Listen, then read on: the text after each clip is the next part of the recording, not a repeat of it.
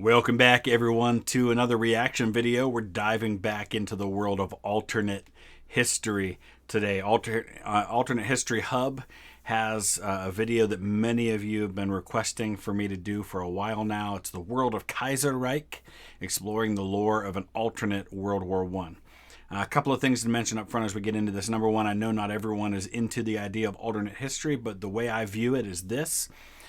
By looking at alternate history and discussing what-if scenarios, if things had gone differently, it causes us to take a more critical look at the importance of what actually did happen. And for me, that's why these can be interesting exercises, because it allows us to examine the actual event a little differently by examining what might have happened had those events gone differently. Helps us to understand the importance of those events. So that's one thing. The second thing is, many of you may not know I have a gaming channel. Actually, my gaming channel is the first channel I ever had.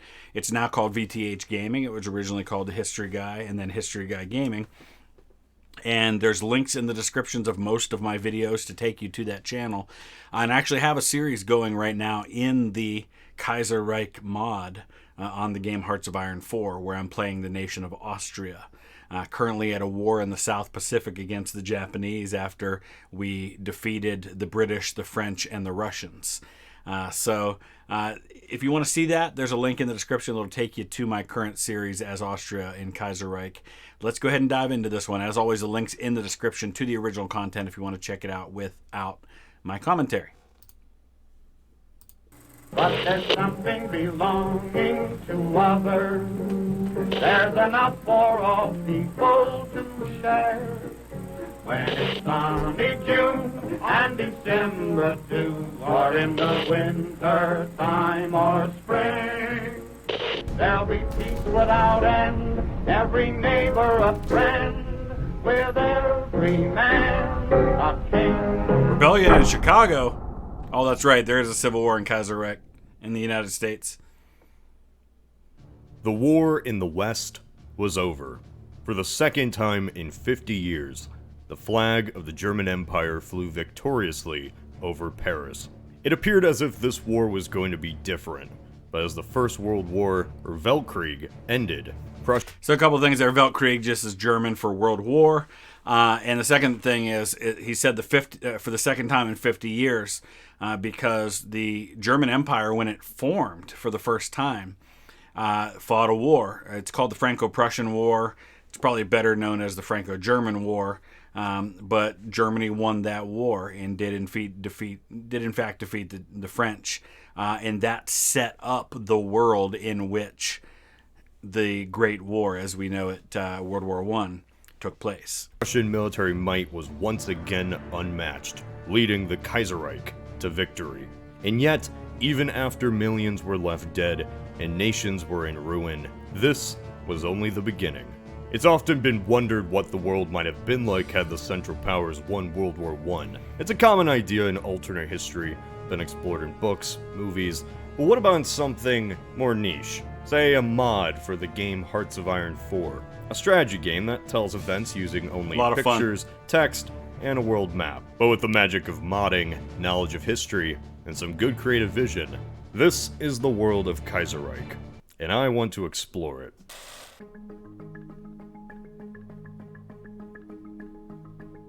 The year is 1917.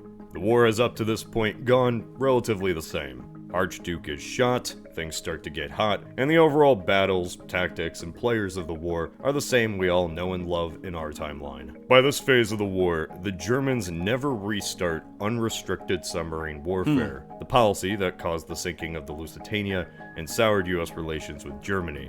Now, the sinking of the Lusitania happened in 1915, which was the first, I guess you could say, the first round of unrestricted submarine warfare. If you're new to the history of World War I, there was an Allied blockade. You have the Allies, which are the British, the French, the Belgians, the Russians, and Italy, and to a lesser degree Japan. But those are the main players for the Allies. The Central Powers are the German Empire, the Austro-Hungarian Empire, and the Ottomans. Basically, you can draw a line down the center of Europe, and that was the Central Powers. And the Allies' blockade the Central Powers, specifically Germany, and Germany has a very difficult time getting much needed supplies, especially for civilians, food, things like that, importing grain, for example. And so their answer to that was their own version of a blockade. They didn't have the Navy to take on the Allied Navy, but they did have great technology in terms of submarines and a whole bunch of them, U-boats. So they viewed it as their own blockade, which was, we're going to sink anything that comes anywhere near the Allies, whether it's civilian or not. And a lot of ships, like the Lusitania, were carrying military supplies. And contrary to popular belief, I don't think the Lusitania was nearly the trigger for the U.S. entering the war people think, because it happened in 1915. There was a lot of things that happened after that before the U.S. got involved. But they did reinstitute unrestricted submarine warfare in the beginning of 1917. The U.S. enters the war not soon after, or very soon after, and that was one of the factors. And not only do they take preventative measures to assure the U.S. stays neutral, they actively promote anti-war propaganda in the States to sway the American population. Russia, as usual, collapses into civil war, allowing the Germans to keep their gains in the East. 1918. In the West, Britain and France attempt a massive offensive that only ends in failure. I will say this, while I would not in any way, shape, or form claim that the U.S. Single-handedly saved the day in World War I, we were very little involved in combat. Only about 60,000 combat deaths for the U.S. in World War I. The other half of the deaths the U.S. suffered was disease. And most of those deaths happened in September and October of 1918, right at the very end of the war. But that said, U.S. involvement beginning in April 1917, when the U.S. enters the war, does have a huge psychological effect from the very beginning. It's one of the reasons why the Germans launch their spring offensive in 1918, the Kaiserreich. It was their attempt to try and quickly turn the tide and win the war by bringing all, the Russians are out of the war after their revolution in 1917. The Germans, by the spring of 1918, are able to take all those divisions. There's like 50 divisions that they bring from the east, and they're able to redeploy in the west. And so they use all those new divisions on the Western Front to try and quickly end the war before the U.S. starts showing up in large numbers. So even though the U.S. doesn't necessarily militarily have a huge role until very, very late in the war, their presence and their impending larger presence did have an impact on German strategy. And had the Germans not launched the Kaiserreich, and had the Americans not entered, I can see a scenario where Germany wins the war still. Absolutely. While the Central Powers have lost some land in the Middle East and are suffering from blockades in both the North Sea and Mediterranean, the gains by the Treaty of Brest-Litovsk has given Germany a bit of breathing room. Russia is practically out of the war, so Germany can reorganize on the Western Front. The new plan? To hold out and bide their time another year. Now, the only problem with Germany holding out, of course, is that the situation on the home front is getting worse and worse because of the blockade and the lack of food. It's getting more difficult. But if you figure the Eastern Front collapses and Germany does gain a lot of territory there, maybe they find alternate sources for getting the food that they need. If they do hold out, there's more and more pressure on the British and the French to launch attacks that could be devastating. Because remember, it's the Allies that have lost territory here. Most of Belgium's under German control. A lot of Eastern France is under German control. And so the Allies are constantly trying to gain that territory back. 1919. The time has come. Get the boys around. We're dedicating fully to the Western Front. Germany has been able to keep Britain and France at bay, and the Russians distracted long enough to formulate their own new offensive, a blitzkrieg, if you may. This was called the Great Offensive. In March, Germany launches their attack. This new form of modern war overwhelms the Entente, and their line falls apart. Within a matter of months, Paris will be encircled. The French army falls into disarray. Mutinies are abound as the troops become tired of poor planning and failed counterattacks. The stalemate has turned into a rout. Italy collapses as Austria gains ground, and even Ethiopia joins in on the fun. Germany and her allies, despite losing morale and resources from the British blockade, had bid their time and successfully gone on the offensive. France had surrendered, but we'll focus on that in a bit. Britain remained on the sidelines. Without an ally on the mainland, there was really nothing they could do. While on the Western Front, the war had been decided, in the East, another fight was brewing, the Civil War. For another 2 years, the Bolsheviks and White armies would clash, but unlike in our timeline, the tides were not in the Red Army's favor. Let's go back to 1918. The Bolsheviks had taken control of the state, and their main concern was simply gaining a reasonable peace with the Germans. The Germans, of course, took advantage of the new government's precarious position. Peace only came after another swift offensive as the Central Power armies waltzed up to Moscow, forcing their own concessions that the Bolsheviks had no choice but to accept. Not entirely sure I see a scenario where Germany wants to get back involved in Russia again after all of this. Maybe if they win a little faster on the Western Front, but I feel like the German people are ready for the war to be over. And they're going to focus everything on the West and trying to force a decision there. But I don't know. What do you guys think? I don't think Germany would want to get back into Russia again. I really don't. Not after losing millions in this war. Having the enemy manhandle your new government doesn't really look good. The Bolsheviks were not only humiliated by this, but their tentative hold onto power was absolutely destroyed. The Brest-Litovsk Treaty held. Russia's western holdings were fractured, Ukraine was now an independent state, and the new nations from this really became nothing more than puppets loyal to Germany. Similar to what we see in the aftermath of World War II, where a lot of those Eastern European nations become puppets of the Soviet Union. The White Army had taken over key points in the south, and even parts of the left had rallied against the Bolsheviks. Long story incredibly short, this is the start of the end for the Red Army. Their own forces were infighting, Lenin was assassinated by a disgruntled worker, and the response to root out any enemies of the revolution only created more enemies against the failing Bolsheviks. But I can see scenarios where the Red Army loses that Russian Civil War. I don't know if I agree with this particular scenario, but hey, everybody has their own ideas. In 1920, Moscow was the last bastion for the Reds, and the White Army, a mix of leftists, pro-monarchists, and anti-communists, had retaken Russia.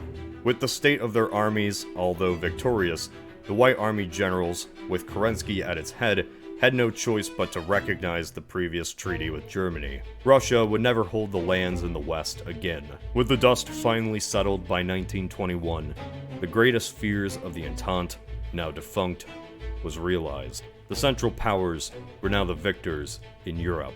In the Mediterranean, Italy was dissolved into a series of states on the peninsula. Which Italy had been not too long before this. Remember, I mean, some of these nations like the German Empire, Italy, these are fairly new countries as they exist today. They were formerly much smaller states that had eventually been formed together.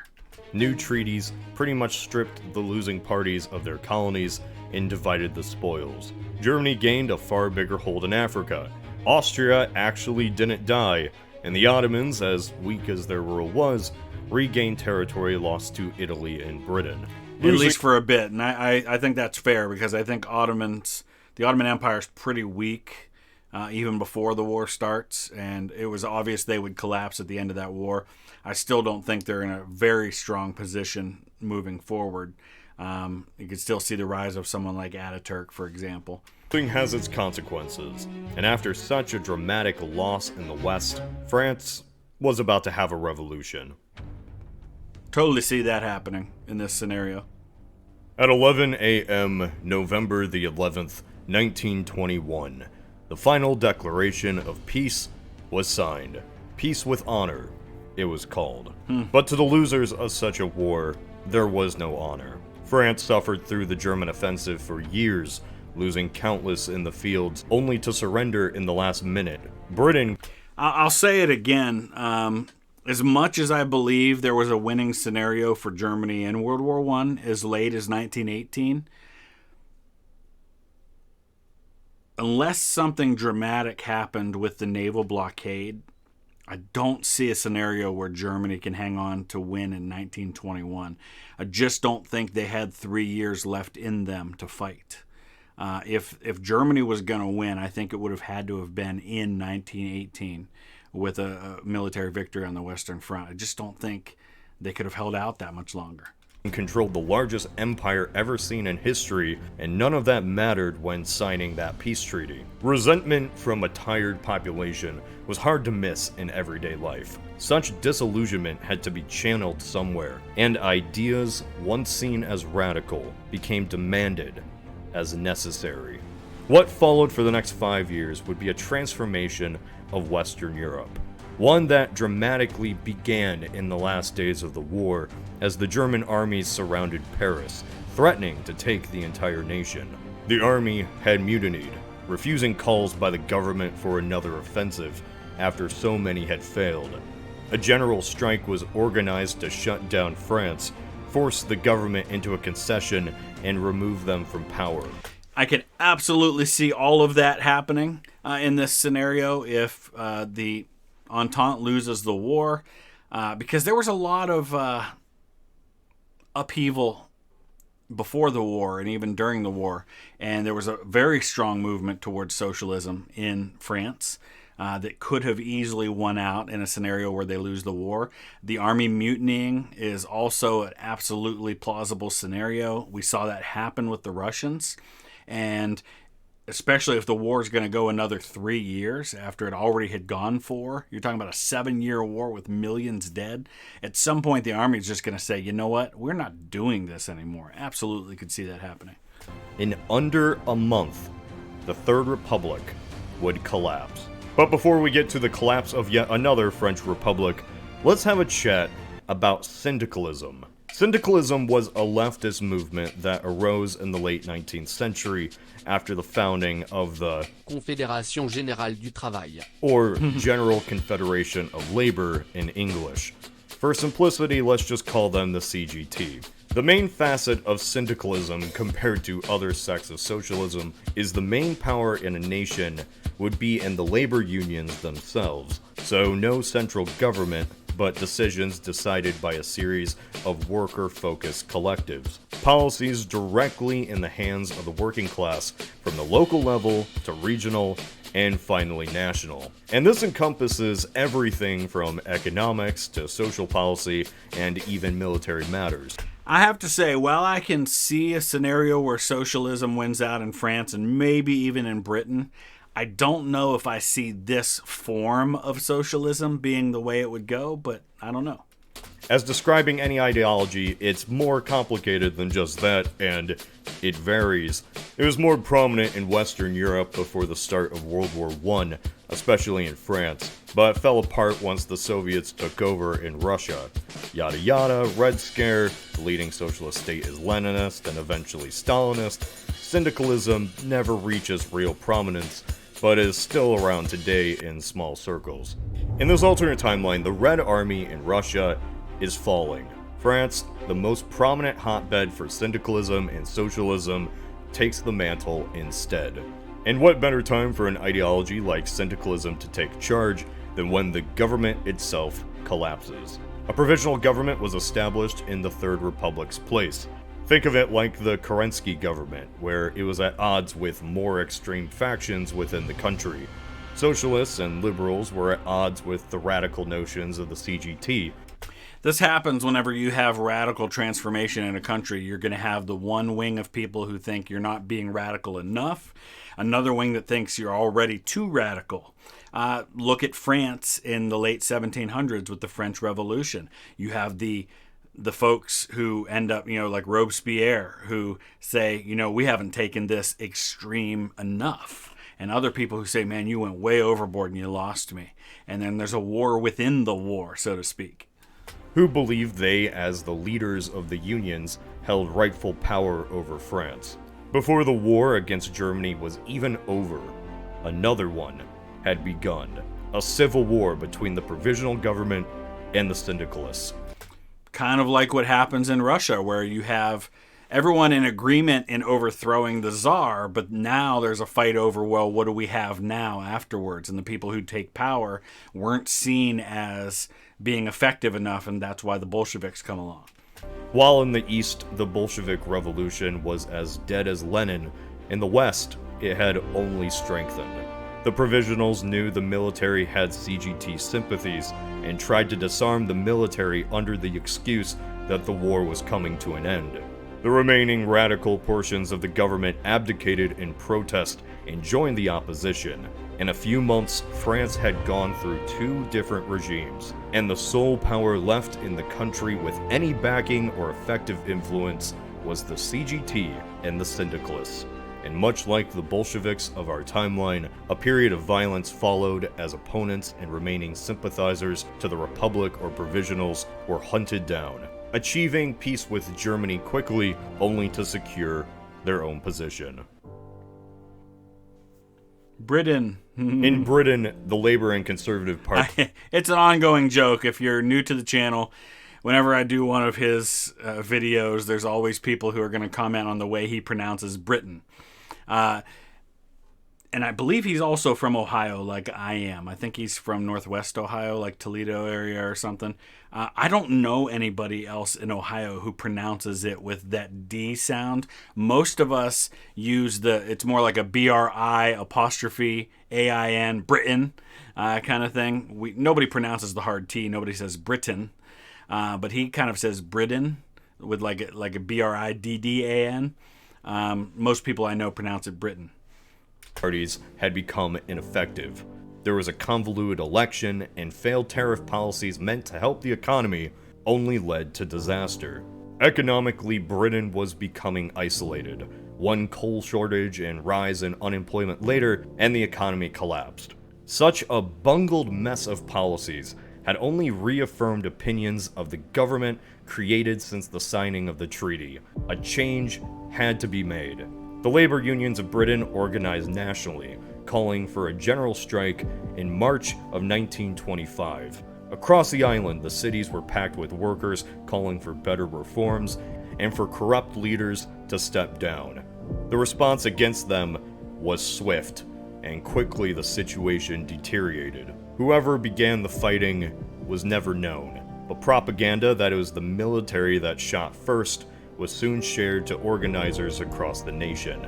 The royal family decided to take a trip to Canada to ride out the storm, but this storm wouldn't pass. In the Kaiserreich scenario, you have a socialist, a syndicalist, Britain, and you have King George V, who was king until 1936, actually in charge of the Dominion of Canada, but not in charge of Britain itself. Revolution had begun. Over the period of 3 months, the UK would cease to exist.